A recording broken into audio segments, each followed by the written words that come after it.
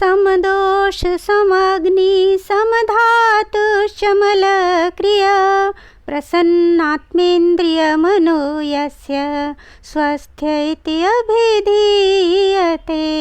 अर्थात जिनके वात पित्त कफ आदि सभी दोष सम अवस्था में हों, जिनके जठराग्नि सुचारू रूप से प्रदीप्त होती हो, जिनके रस रक्त आदि समस्त धातुएं सम अवस्था में हों, संतुलित हों, और साथ ही जिनके मल मूत्र विसर्जन आदि की सभी क्रियाएं सुचारू रूप से होती हों, जिनकी आत्मा प्रसन्न हो, जिनका मन प्रसन्न हो और जिनकी समस्त इंद्रियां भी प्रसन्न हो, तो ऐसे व्यक्ति को आयुर्वेद में स्वस्थ व्यक्ति की संज्ञा दी गई है।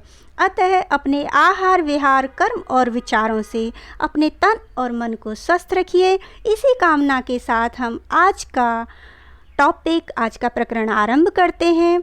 दर्शकों, आप में से ही मेरे कुछ शिक्षार्थियों ने मुझे सुझाव दिया था कि मैम आप सडनली आते ही पढ़ाना शुरू कर देते हो, जिससे कि हम मानसिक रूप से स्वयं को तैयार नहीं कर पाते हैं। अतः आप पहले कोई भूमिका बनाएं। तो मैंने अभी ये तय किया है कि मैं आगे से ऐसा कोई आदर्श श्लोक या सूक्ति आप लोगों के समक्ष पहले पाठन किया करूँगी और उसके बाद आपको अपना अगला टॉपिक पढ़ाना आरंभ करूँगी। मेरा आप सभी से अनुरोध है कि अगर आप मेरी क्लास के रूटीन विद्यार्थी हो, रोज़ाना ही पढ़ते हो, तो मेरे चैनल को लाइक शेयर एवं सब्सक्राइब अगर अभी तक नहीं किया हो तो करना ना भूलें।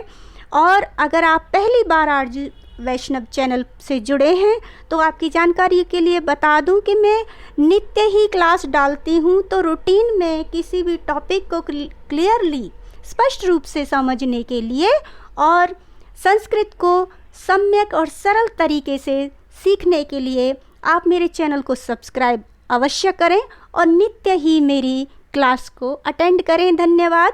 तो आज का टॉपिक हम आरंभ कर रहे हैं श्यमान प्रत्यय, जो कि भविष्यत कालिक क्षत्रिय एवं श्यमान दोनों में से, क्योंकि क्षत्रिय प्रत्यय कल हो चुका था और आज का टॉपिक श्यमान प्रत्यय हम आरंभ करते हैं। चलिए, श्यमान प्रत्यय को हम और भी आसानी से इस प्रकार से समझाएंगे आपको। ये तो आप जान ही चुके हो कि श्यमान प्रत्यय का जो प्रयोग होता है वो भविष्यत काल के लिए होता है, वालार्थ के लिए, भविष्य में होने वाली क्रियाओं के लिए होता है, और इनका जो प्रयोग होता है वो आत्मनेपदी धातुओं में होता है। श्यमान का श्यमान, श्यमाण या श्यमाण हो जाता है। अब देखिए, जन धातु कैसी है, आत्मनेपदी है, तो इसमें श्यमान प्रत्यय लगेगा भविष्यत अर्थ को दर्शाने के लिए। तो जनिष्यमाण बना पुल्लिंग में, अर्थ हुआ पैदा होने वाला। वाक्य से इसको समझ लीजिए आरंभ से ही कि कृष्ण मथुरा में पैदा होने वाले थे, तभी बिजली चमकी। तो अब क्योंकि पैदा होने के अर्थ में हमें जन धातु लेनी है, आत्मनेपदी रखनी है, तो इसमें श्यमान प्रत्यय लगेगा। और श्यमान प्रत्यय की शर्त क्या थी कि उसका प्रयोग जो होगा वो कर्मवाच्य में होगा। तो इसके भाव को पहले हम कर्मवाच्य में बदल देते हैं। कृष्ण द्वारा मथुरा में जन्म लिया जाने वाला था कि तभी बिजली चमकी।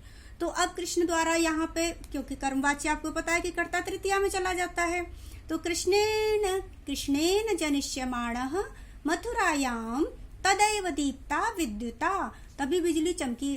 अर्थात भूतकाल में हो चुकी है ये चमकने वाली क्रिया, लेकिन जन्म लिया जाने वाला था ये उस काल में नहीं हुआ था, ये होने वाला था। तो होने वाली क्रियाओं के लिए हम क्षत्रिय और श्यमान का प्रयोग करते हैं। इनको अब और एक बार नियम को एक बार फिर से देख लेते हैं। श्यमान का प्रयोग आत्मनेपदी धातुओं में, श्यमान प्रत्यांत का प्रयोग कर्मवाच्य में, और इनके तीनों लिंगों में इनके रूप कैसे चलेंगे, पुल्लिंग में राम की तरह, स्त्रीलिंग में रमा की तरह और नपुंसक लिंग में फल की तरह, बिल्कुल वैसे ही जैसे शानच प्रत्यय के चलते हैं। बस ये है क्योंकि ये भविष्यत कालिक हैं, तो यहाँ पर इष्य जैसे कि श्यमान का ही समझ लीजिए, इष्य का प्रयोग हो जाता है। पुल्लिंग में देखते हैं कि सेव धातु में लगाते हैं, तो सेवस्यमान क्या बना, सेविष्यमाणः। तो बालक की तरह या राम की तरह रूप चलाइए, सेविष्यमाणः, सेविष्यमाणौ, सेविष्यमाणाः, सेविष्यमाणं, सेविष्यमाणौ, सेविष्यमाणान्, सेविष्यमाणेन। इस तरह से आप सातों विभक्तियों में रूप चला दीजिए इसके। अब देखिए वाक्य में प्रयोग कैसे करेंगे कि राम द्वारा सेवा किए जाने वाले विश्वामित्र थे, जिनकी सेवा राम को करनी है भविष्य में, वो विश्वामित्र ही नियुक्त थे, एक तरह से पहले से ही तय थे। तो राम के द्वारा रामेण सेविष्यमाणः विश्वामित्रः आसीत्। तो सेवा किए जाने वाला अब क्या है, विश्वामित्र के अनुसार, क्योंकि कर्मवाच्य है तो कर्म प्रथमा में और कर्म के अनुसार क्रिया लगी और कर्ता तृतीया में। स्त्रीलिंग में देख लीजिए, सेव धातु को ही बना लेते हैं तो रमा की तरह ये हो जाएगा सेविष्यमाणा, सेव स्यमान सेविष्यमाणा, सेविष्यमाणा सेविष्यमाणे सेविष्यमाणाः सेविष्यमाणं सेविष्यमाणे सेविष्यमाणा। वाक्य में प्रयोग कर लेते हैं, सीता द्वारा सेवा की जाने वाली अरुंधति होगी या अरुंधति है, अर्थात सीता जिनकी सेवा करने वाली है वो अरुंधति है। तो सीतया सेविष्यमाणा अरुंधति,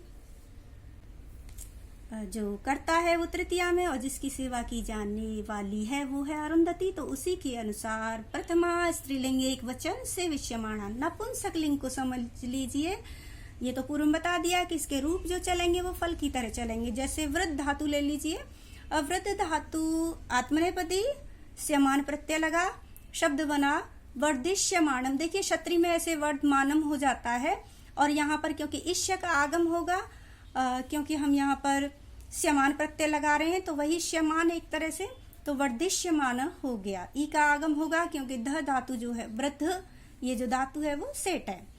वाक्य में प्रयोग कर लेते हैं, मेरे द्वारा बढ़ाए जाने वाला पौधा कहाँ है या मेरे द्वारा उगाया जाने वाला पौधा कहाँ है। तो मेरे द्वारा अस्मद का तृतीया, मया यहाँ क्षत्रि की तरह लगाएंगे कि जिसको कहें कि मेरे द्वारा उगाया जाता हुआ या बढ़ाया जाता हुआ पौधा कहाँ है, तब ये क्षत्रि प्रत्यय आ जाएंगे। लेकिन यहाँ पर हमें वाला कर दिया, जाता हुआ नहीं है, तो यहाँ करेंगे मेरे द्वारा वर्धिष्यमानम पादपम कुत्र अस्ति, या मेरे द्वारा उगाया जाने वाला, तो मया रोपिष्यमाणम पादपम कुत्र अस्ति।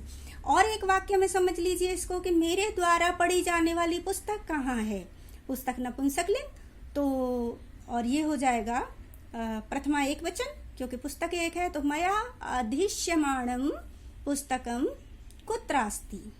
उम्मीद है कि आपने स्यत्रि एवं स्यमान या कहें कि कालिक समस्त प्रत्ययों को सीख लिया होगा। तो स्यत्रि और स्यमान प्रत्यय के अभ्यास के लिए कुछ वाक्य दे रही हूँ जिनको आप कर लीजिए और उनको हम अगले वीडियो में मिलाकर देखेंगे। हिमालय की चोटी पर चढ़ने वाला साहसी वीर तेज सिंह है।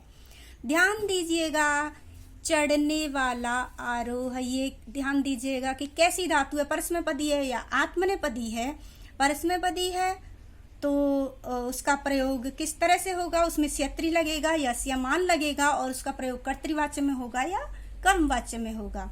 और इस तरह से धातुओं के आधार पर प्रत्यय लगाइए और प्रत्यय लगाने के बाद प्रत्यय के आधार पर वाक्य में उसका प्रयोग कीजिए। मासिक वेतन पाने वाला नौकर प्रसन्न है।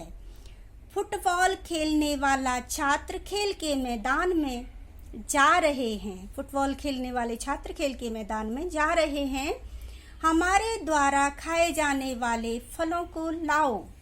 अध्यापक द्वारा लड़ने वाले छात्रों को दंड दिया गया। तो ये आपके वाक्य हैं, स्क्रीनशॉट ले लीजिए और अगले वीडियो के लिए तैयार रहिए। धन्यवाद।